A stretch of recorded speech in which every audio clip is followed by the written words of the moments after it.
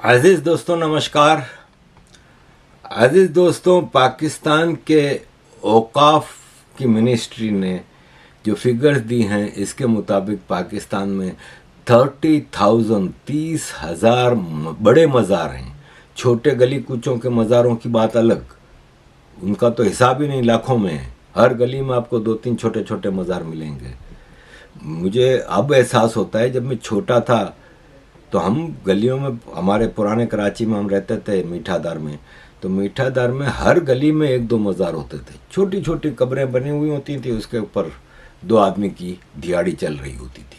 لوگ اس پہ کھانا بھی دے رہے تھے، پیسہ بھی دے رہے تھے، سب کچھ چل رہے تھے. عزیز دوستوں، 30,000 مزار ہیں بڑے، جبکہ ہائر ایجوکیشن کمیشن کی رپورٹ کے مطابق 202 یونیورسٹیاں ہیں. یعنی ہر 8,000 پاکستانی پہ ایک مزار ہے، اور ہر 12,37,626 پاکستانی پہ ایک یونیورسٹی ہے. تو جب 12,37,000 پاکستانیوں پہ ایک یونیورسٹی اور ہر 8,000 کے اوپر ایک مزار ہوگا، تو آپ سائنسدان تو نہیں کریٹ کریں گے نا، آپ ملنگ ہی تیار کریں گے، آپ ایسے ریلیجیس فراڈز ہی تیار کریں گے. تو دس از دی سچویشن. عزیز دوستوں، یہ ہے کنزا سلیم بیچاری، پنجاب کالج کی ایک بچی، اس کا ریپ ہوتا ہے، گینگ ریپ ہوتا ہے، اور پھر اس کو ہاسپٹل میں ICU میں مار دیا جاتا ہے. اس کے لیے پروٹیسٹ ہوتے ہیں سارے اسٹوڈنٹس کا، تو کہتے ہیں کہ نہیں، ریپ ہی نہیں ہوا.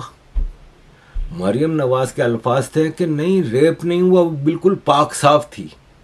اب مریم کو کوئی بتائے کہ جو ریپ ہوتی ہے وہ بھی پاک صاف ہوتی ہے، کیونکہ وہ کوئی غلط کام نہیں کر رہی، تو اس کے اوپر اتیاچار ہوا ہے تو گندی نہیں ہو جاتی. یہ ان کا مائنڈ سیٹ آپ دیکھ لیں کہ یہ کس طرح کا اسلامک معاشرے میں پاکستان کا مائنڈ سیٹ ہے. پنجاب کالج کی پرنسپل نے دھمکیاں دیں اسٹوڈنٹس کو کہ جو پروٹیسٹ کرے گا اس کا میں حشر کر دوں گی. یہ فاطمہ ہے، یہ کہتی ہے کہ مجھے پرنسپل کی کال آئی اور پورے کالج کے سامنے دھمکی دی کہ تمہیں کالج سے نکال دیں گے اگر تم نے پروٹیسٹ کیا. عزیز دوستوں، this is the Pakistan today. 1991 میں دینا حیات خان نامی ایک عورت نے الزام لگایا کہ اس وقت کے صدر غلام اسحاق خان کے داماد عرفان اللہ مروت نے 5 آدمیوں کے ساتھ اس کا گینگ ریپ کروایا، کیونکہ وہ بے نظیر بھٹو کی دوست تھی. اس وقت ضیاء الحق کا زمانہ تھا. 91 میں ضیاء الحق تو گزر گیا تھا، لیکن ضیاء الحق کے مرنے کے بعد یہ غلام اسحاق خان چیئرمین سینٹ تھا ضیاء الحق کے زمانے میں، تو یہ پریسیڈنٹ بنا. وہی پاکستان آرمی کی جو اسٹیبلشمنٹ ہے اس کا ٹاپ بندہ پرسن تھا، اس کا داماد عرفان اللہ مروت. میں ان چیزوں کا اس لیے بھی گواہ ہوں کہ ایک تو یہ کہ جب میں میئر تھا تو میرے جمشید ٹاؤن کی ایک یونین کونسل تھی جس میں یہ عرفان اللہ مروت رہتا تھا، اور اس وقت مشرف سرکار میں سندھ کا یہ منسٹر آف مائنز تھا. اور اس کا محل میں نے دیکھا جب اپنے علاقے میں، جب اس نے مجھے دعوت دی اس نے، اور آئیے چائے پہ بیٹھ کے بات کرتے ہیں، تو after all he was minister اور ہمارے علاقے کا تھا، تو کورٹیسی کال تھی تو میں گیا تھا. مجھے میرے آفیسرز نے پہلے ہی بتایا تھا کہ اس نے اپنے علاقے کے سارے پارک، سارے اوپن علاقے سب قبضہ کیا ہوا ہے. کہیں اپنی وہ بنائیے، بیٹھک بنائیے، کہیں اوطاق بنائیے، کہیں پارکنگ بنائیے، سب قبضہ کیا ہوا تھا. تو میں جب گیا تو بات چیت ہوتی رہی، تو مجھے کہتا ہے کہ وہ منسٹر آف مائنز تھا. مجھے کہتا ہے سائیں آپ باہر سے آئے ہیں اور آپ بھاڑے کے گھر میں رہتے ہیں، مال بنائیں سائیں، مجھے بتائیں، آپ کو میں مائنز دیتا ہوں، سندھ میں آپ کو جتنی مائنز چاہیے میں آپ کو دیتا ہوں. مائنز میں بڑا پیسہ ہے، بس چھوٹا سا ٹوکن منی سرکار کو دے دیں، اس کے بعد نکالتے جائیں، جو نکالنا ہے لے کے جائیں آپ. یہ عرفان اللہ مروت. اور وہ دینا حیات کیس بھی مجھے اس لیے یاد ہے کہ میں پولیٹکس میں شروع سے ایکٹیو رہا ہوں. 91 میں یہ نواز شریف کی پارٹی میں تھا. तो उस वक्त जब इसने दीना हयात का रेप कराया, बेनज़ीर भुट्टो अपोजिशन पार्टी में थी, लीडर ऑफ अपोजिशन थी, तो वज़ीर आज़म नवाज शरीफ ने एक कमेटी बनाई थी इस गैंग रेप की इंक्वायरी के लिए। उस कमेटी ने इरफानुल्लाह मरवत को क्लीन चिट दी थी। फिर 2005 में बलोच डॉक्टर शाजिया खालिद मुशर्रफ के पीरियड में उसने इल्ज़ाम लगाया कि एक फ़ौजी कैप्टन ने इसका रेप किया। प्रेसिडेंट और आर्मी चीफ मुशर्रफ ने टीवी पर कलमा पढ़ के कह दिया कि वो झूठ बोल रही है, कोई इंक्वायरी नहीं हुई, कोई इंक्वायरी नहीं हुई, और डॉक्टर शाजिया खालिद के ऊपर पर्चा काटा कि वो पाक फ़ौज को बदनाम कर रही है। वो बेचारी भाग के मुल्क से चली गई। मैं उस वक्त कराची में था और ये केस मुझे अच्छी तरह याद है कि हमारी पार्टी मुशर्रफ की सरकार में पार्टनर थी। नवाब अकबर बुगटी का भी उसी ज़माने में कत्ल हुआ था, मुशर्रफ ने करवाया था। अब 2017 में कसूर पंजाब में एक स्कैंडल उठा था कि सैकड़ों बच्चे, कई सौ मासूम बच्चों को रेप करके उनकी पोर्न मूवीज़ बना के डार्क वेब पे बेचने का काम किया गया। 2017 अगेन नवाज शरीफ की सरकार थी। नवाज शरीफ ज़ियाउल हक का पॉलिटिकल वारिस है, और उस वक्त नून लीग ने, चूँकि ये इल्ज़ाम जो लगा था डार्क वेब पे बेचने का और बच्चों की पोर्न वीडियो बनाने का, वो नवाज शरीफ की नून लीग के एक मेंबर ऑफ पार्लियामेंट के ऊपर था।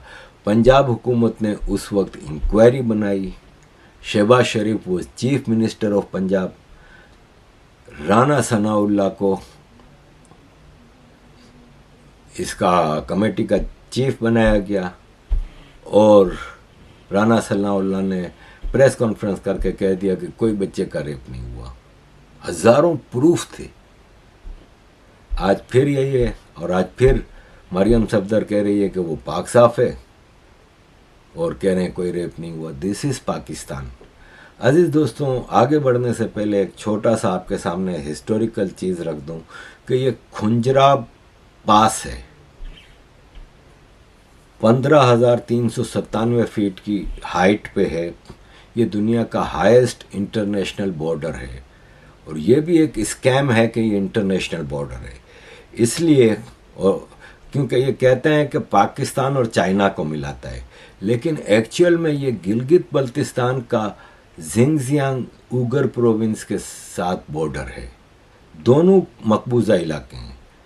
Xinjiang Uighur occupied by China, Gilgit Baltistan occupied by Pakistan.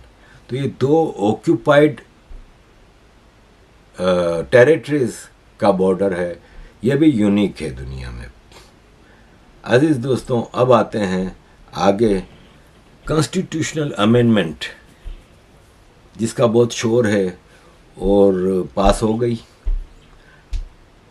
मैं इस वक्त संडे की रात को ये वीडियो बना रहा हूँ, तो संडे सुबह अर्जेंट कैबिनेट इजलास बुलाया गया, उसने पास कर दिया। फिर सेनेट का इजलास बुलाया गया, 65 मेंबर ने पास कर दिया इसको। 4 ओपोजिशन में वोट आए, 65 सपोर्ट में वोट आए, और बाकी जो पीटीआई के जो थे सेनेटर्स, उन्होंने बाइकआउट किया। क्या है ये कॉन्स्टिट्यूशनल अमेंडमेंट? अजीज़ दोस्तों, मुझे क्या, किसी को नहीं पता, जिन्होंने वोट दिया उनको भी नहीं पता। यही सारे शोर मचाते रहे बलोच लीडर, पीटीआई के लोग, कि बताओ तो वो है क्या। मुनीर की माशलाई तरामीम के मकासद लीग शदा मुसवदे के तहत 40 से ज़ायद तरामीम करने का बंदोबस्त किया गया है। इन तरामीम से दर्ज झेल मकासद हासिल होंगे। एक सुप्रीम कोर्ट और हाई कोर्ट्स मुकम्मल मखलूज बन जाएंगी। 2 एक्सटेंशन का रोला ही खत्म। रिटायरमेंट के बाद भी ओहदे पे काम जारी रखा जा सकता है जब तक हुकूमत नई तैनाती न करे। 3 जजेस की तकर्रुरी पिंडी की मर्जी के बगैर होना नामुमकिन हो जाएगा। जजेस के तबादले भी ऐसे ही होंगे। 4 गैर कानूनी अगवा को आईनी छतरी मिल जाएगी। बगैर जराइम के महीनों शहरी गायब रखे जा सकेंगे। 5 मिलिट्री कोर्ट्स को कानूनी जवाब मिल जाएगा। 6 फौज को कंटोनमेंट एरियाज में टैक्स लगाने समेत लामहदूद इख्तियारात मिल जाएंगे। 7 पार्लियामेंट का मुकम्मल कंट्रोल GHQ के पास आ जाएगा। हर कानून साजी उनके इशारों के बगैर करना नामुमकिन होगा। 8 किसी भी सियासी जमात पे बगैर ठोस वजह की पाबंदी लगाकर सियासत से अलग किया जा सकेगा।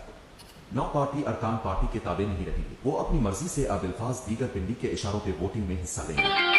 10 इलेक्शन कमीशन और उसके मेंबरान को लामहदूद इख्तियारात दिए गए हैं, जिसके बाद वोट का तसव्वुर ही बदल जाएगा। ये मेंबरान भी रिटायरमेंट के बाद काम जारी रख सकेंगे और रिटायर्ड हो चुके मेंबरान को भी वापस लाया जा सकेगा। इसका मुख्तसर 39 से जायद आईनी तरामीम से आइन मुकम्मल तौर पे मफलूज हो जाएगा और तमाम फैसले एक शख्स की मर्जी से होंगे। जमहूरियत का तसव्वुर ही खत्म हो जाएगा, जबकि बुनियादी इंसानी हुकूक मुअत्तल हो जाएंगे। ये तरामीम सिर्फ एक गैर अलानिया माशल्लाह को जवाब फराहम नहीं करती, बल्कि एक ऐसे माशल्लाह की बुनियाद रखेंगे जो कभी खत्म नहीं होगा जब तक कि ये तरामीम दोबारा 2 तिहाई से खत्म नहीं होती। कौम को अपनी आज़ादी और आने वाली नस्लों के खुशहाल मुस्तकबिल के लिए इन माशलाई तरामीम के खिलाफ भरपूर एहतजाज के लिए तैयार रहना होगा। ये आइन के खात्मे और बदतरीन माशल्लाह का ऐलान है। जो हमें पता चला है इसके मुताबिक कॉन्स्टिट्यूशनल अमेंडमेंट है ना, ये एक्चुअली पाकिस्तान में total dictatorship, martial law, legal martial law बनाया जाएगा। टोटल पावर्स आर्मी के पास जा रही हैं। चीफ जस्टिस जो मर्जी आया आर्मी का चीफ लगाएगा और उसको पार्लियामेंट्री कवर मिल रहा है।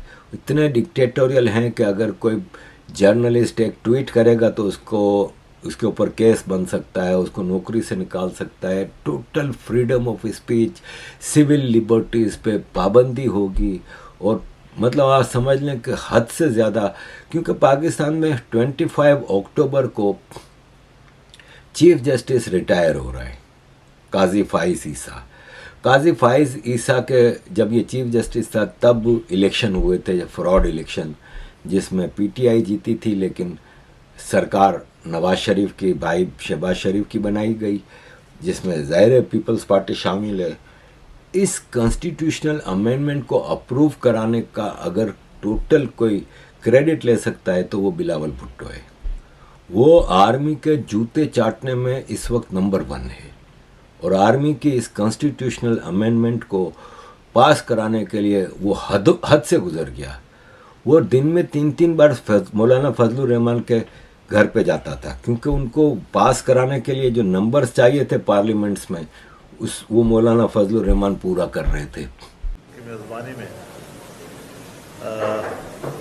हमारी मीटिंग हुई है और उसका मौजू मुझे पता जो आईनी तरमीमी बिल है उसको हमें डिस्कस करना था। तवील बहस तमहीज़ के बाद मैं इतना तो कह सकता हूँ कि हम 2 पार्टियों का ड्राफ्ट पर इत्तिफाक हो गया है, लेकिन चूँकि हमने कल मियां नवाज शरीफ साहब से भी मुलाकात करनी है और हम ये चाहेंगे कि उनका भी इत्तिफाक राय हासिल किया जा सके। फिर इस्लामाबाद में PTI की क़ियादत से भी मुलाकात करूँगा, उनके साथ भी मेरा राब्ता है और हमारी ये कोशिश होगी कि इस बिल में इस तरह का इत्तिफाक राय पैदा किया जाए कि उसे एक मुत्तफ़क़ा आईनी तरमीम समझा जाए। फजलुर रहमान ने भी बड़े ड्रामे किए, रोज़ PTI वाले को खुश करता था कि मैं नहीं पास होने दूंगा, मैं रोक दूंगा। PTI वाले मौलाना फजलुर रहमान की तारीफ़ें करते थे, लेकिन हमें अच्छी तरह पता था कि मौलाना Fazlur Rahman after all army का टट्टू है और टट्टू रहेगा। ज़ियाउल हक का मार्शल लॉ इसलिए आया था कि जुल्फ़िकार अली भुट्टो के ख़िलाफ़ 9 पार्टियों का अलायंस मूवमेंट चला रहा था, पाकिस्तान अवामी इत्तेहाद। उस पाकिस्तान अवामी इत्तेहाद के चेयरमैन थे मौलाना फजलुर रहमान के पिताजी मौलाना मुफ्ती महमूद। देवबंदी जमात इस्लाम, जमीयत उलमा इस्लाम, इंडिया में जमीयत उलमा हिंद है, پاکستان برانچ کو انہوں نے جمعیت العلماء اسلام نام دیا تھا. اس کے چیف تھے مولانا مفتی محمود. تو ضیاء الحق مارشل لا لے آیا ان کے کہنے پہ, اور پھر مولانا مفتی محمود کی پارٹی ان کی پارٹنر بنی ضیاء الحق کی. اور پھر افغان وار شروع ہوتی ہے 79 میں. تو مولانا فضل الرحمان, ان کا پتا جی مر گئے تھے تو اس کی جگہ یہ بنے تھے چیف.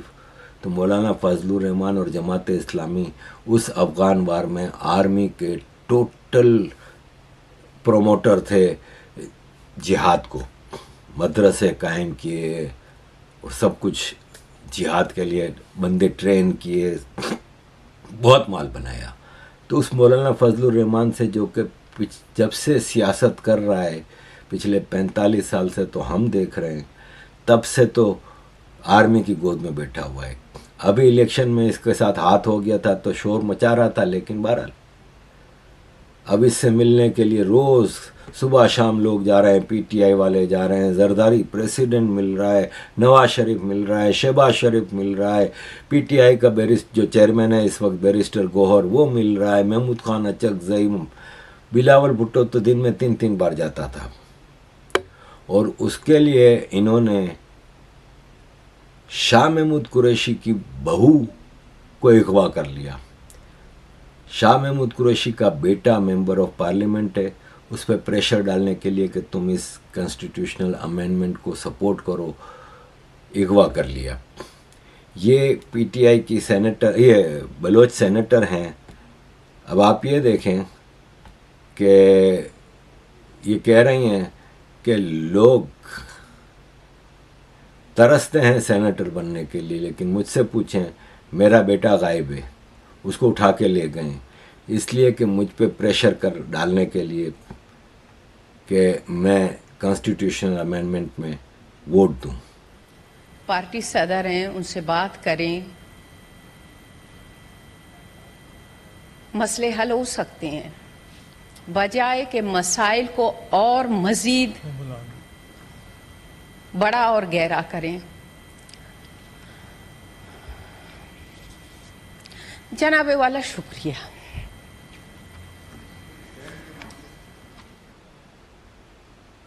یہ ہے اس وقت پاکستان. عزیز دوستوں, شہباز شریف کی پریس کانفرنس تھی, مریم نواز کی پریس کانفرنس تھی. تو مریم نواز کی پریس کانفرنس سے پہلے عظمیٰ بخاری نے کیا کہا, یہ آدھے منٹ کی ویڈیو لگا رہا ہوں, برا نہیں مانیے گا, ریفرنس کے لیے ضروری ہے. اس کی دھمکیاں دیکھیں کہ جرنلسٹوں کو دھمکیاں دے رہی ہے. یہ ہے پاکستان. اگر آج کسی نے پریس کانفرنس میں نوئسنس کریٹ کی, کسی نے شور اور بدتمیزی کی, تو میں اسپیئر نہیں کروں گی, میں بالکل صاف بتاؤں گی.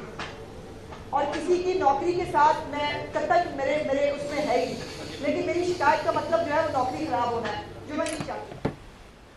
تو ابھی جب یہ امینڈمنٹ پاس نہیں ہوئی تو ان کا یہ حال ہے, سوچیں امینڈمنٹ کے بعد یہ کیا حال کریں گے.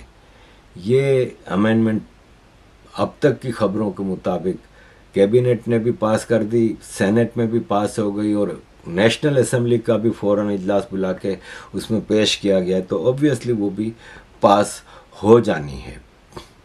اختر مینگل, جو نواب عطا اللہ مینگل کے بیٹے ہیں, بلوچستان نیشنل پارٹی کے چیئرمین ہیں, جنہوں نے لاسٹ منتھ نیشنل اسمبلی کی اپنی سیٹ سے ریزائن کر دیا تھا, وہ کہہ رہے ہیں کہ میرے پارلیمنٹ کے لاجز ہیں جو ان پہ ریڈ ہو رہی ہے.